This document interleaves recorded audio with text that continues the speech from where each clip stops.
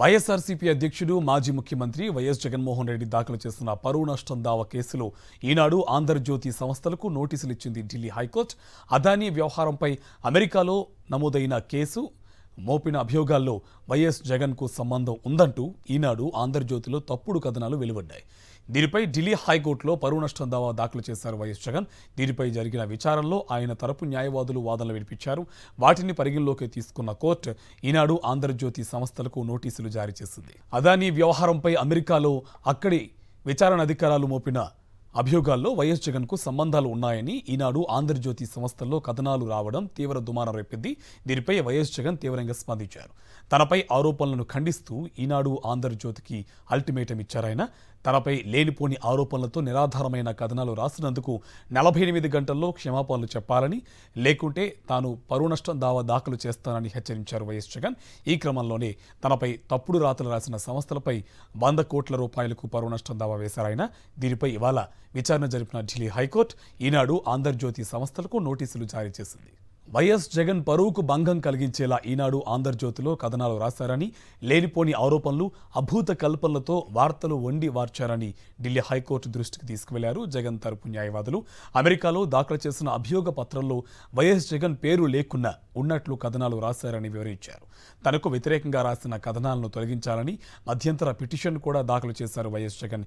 దీనిపై విచారణ జరిపిన ఢిల్లీ హైకోర్టు నోటీసుల తర్వాత పిటిషనర్పై రాసే కథనాలపై పరిణామాలు తుది తీర్పునకు లోబడి ఉంటాయని స్పష్టం చేసింది. తదుపరి విచారణను ఈ నెల 16కు వాయిదా వేసింది. ఈ అంశంకు సంబంధించి పూర్తి సమాచారం మా కరెస్పాండెంట్ ఢిల్లీ నుంచి వెంకటేష్ మనకి లైవ్లో డీటెయిల్స్ అందిస్తారు. వెంకటేష్, ఈనాడు ఆంధ్రజ్యోతి పైన ఢిల్లీ హైకోర్టు నోటీస్ జారీ చేసినట్టు తెలుస్తోంది. పూర్తి సమాచారం ఏంటి?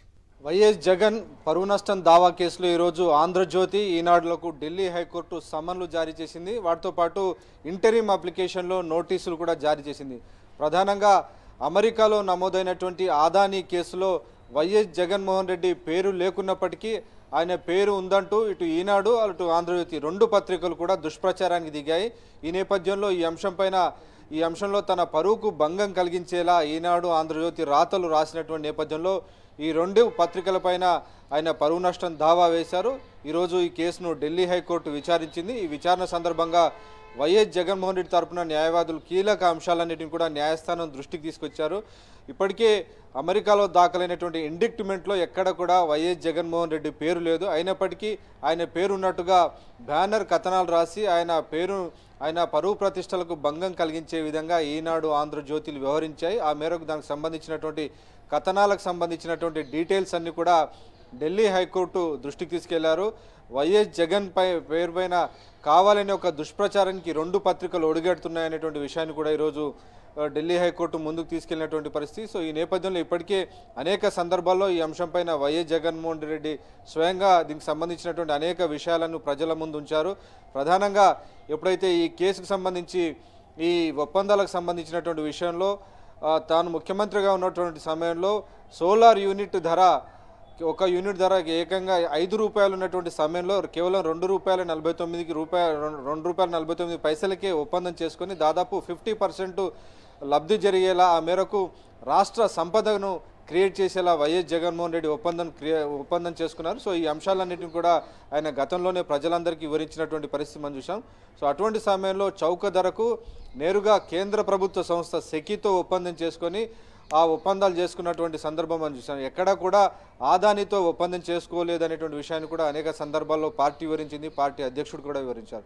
సో ఈ అంశాలన్నీ కూడా ప్రజా జీవితంలో బహిరంగంగా ఉన్నప్పటికీ ఇటు ఈనాడు ఆంధ్రజ్యోతి రెండు పత్రికలు కూడా యుఎస్ ఇండక్ట్మెంట్లో వైఎస్ జగన్మోహన్ రెడ్డి పేరు ఉంది అనేటువంటి విషయాన్ని పదే పదే ప్రస్తావించడం ద్వారా తన పరువుకు ప్రతిష్టకు భంగం కలిగించే విధంగా ఈ రెండు పత్రికలు వ్యవహరించాయనేటువంటి విషయాన్ని కోర్టు దృష్టికి తీసుకెళ్లారు. సో కోర్టు ఈ అంశాలన్నిటిని కూడా విన్న తర్వాత ఈరోజు ఈనాడు ఆంధ్రజ్యోతికి అలాగే యాజమాన్యానికి వాటితో పాటు వాటి సంపాదకులు ఈనాడు ఎడిటర్ ఎం నాగేశ్వరరావు అలాగే ఆంధ్రజ్యోతి ఎడిటర్ రాహుల్ కూడా ఈరోజు ఢిల్లీ హైకోర్టు నోటీసులు జారీ చేసింది. వీటితో పాటు వైఎస్ జగన్మోహన్ రెడ్డి పరువుకు ప్రతిష్టకు భంగం కలిగించే విధంగా రాసినటువంటి కథనాల లింక్స్ అన్నిటిని కూడా వెంటనే తొలగించాలనేటువంటి అంశానికి సంబంధించినటువంటి ఇంటరిమ్ అప్లికేషన్లో వెంటనే నోటీసులు జారీ చేసింది. సో ఈ రెండు అంశాలకు సంబంధించి ఈ రెండు పత్రికలు యాజమాన్యాలు వెంటనే సమాధానం చెప్పాల్సి ఉంది.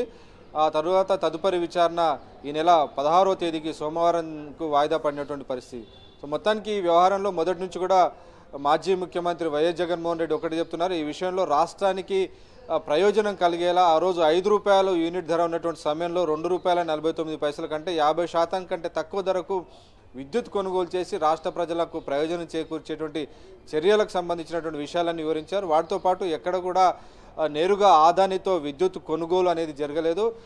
కేంద్ర ప్రభుత్వ సంస్థ సెకీతో మాత్రమే ఒప్పందం జరిగినటువంటి విషయాన్ని కూడా అనేక సందర్భాల్లో వివరించారు. నిజానికి ప్రస్తుతం కూడా బహిరంగ విపణిలో దాదాపు సోలార్ యూనిట్ ధర సోలార్ విద్యుత్కు సంబంధించినటువంటి విద్యుత్ యూనిట్ ధర బహిరంగ విపణిలో దాదాపు ₹5 కూడా పలుకుతున్నటువంటి సందర్భం ఇప్పుడు కూడా కనబడుతుంది.